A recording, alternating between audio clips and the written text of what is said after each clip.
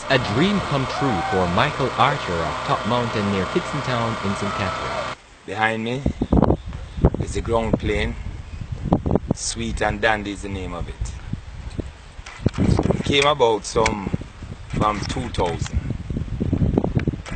In bed one morning and just got a dream, seeing myself flying this plane actually, close to the ground. The plane cannot lift high, but I was close to the ground. And very exciting dream. Got up the morning and tell my wife about the dream. But when I actually wake up and realize that it was just a dream and not reality, I was so disappointed. But the smile that the ground plane elicits today came after much ridicule and risk for Mr. Archer. However, he never gave up. Me and my wife had a joint account of 110,000. I have 200,000.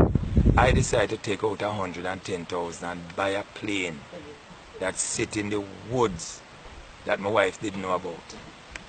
And actually went to the bank, draw the money, and then after I tell her I bought an airplane, the only thing left for the wife to do was to crucify me on the cross. But she was very upset. If that was not enough, then the process of making the ground plane would cause more people to poke fun at Mr. Archer. People in the community now start to say I'm gone mad, some say me foolish, some say me bossy. Everybody had their own little comment. But no one actually know what I wanted to do. I started out by cutting out the bottom of the plane and to mount it onto the Leland truck chassis. However, find out that the chassis would be too big for the plane. So you wouldn't get a comfortable ride and the engine would be too big for the plane. So I had to actually scrap that. But it leaves me actually crying to myself because to know that I have a driving Leland truck and now I turn it into scrap. It actually bothered me. And as time goes on, I always telling my co-workers at the wharf at KCT terminal where I work that I have a plane and what I'm gonna do with the plane.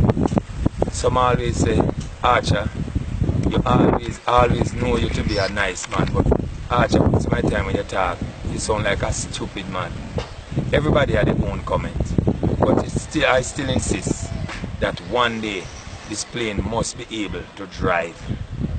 And as the years go by, I bought a Chevy truck. This time my wife looked only to know one evening I'm carrying home a Chevy truck.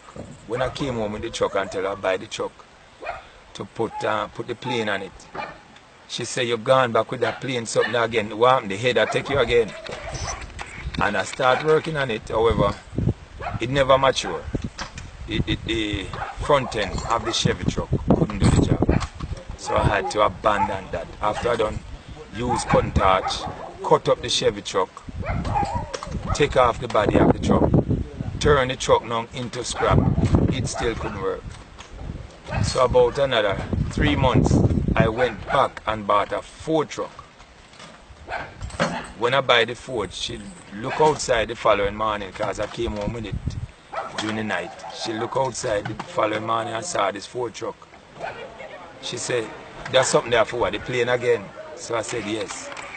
And she just turned her face the other way and didn't even look at it. And we started cutting up the truck just like I did with the other trucks. And end up that the Ford truck is what I really wanted.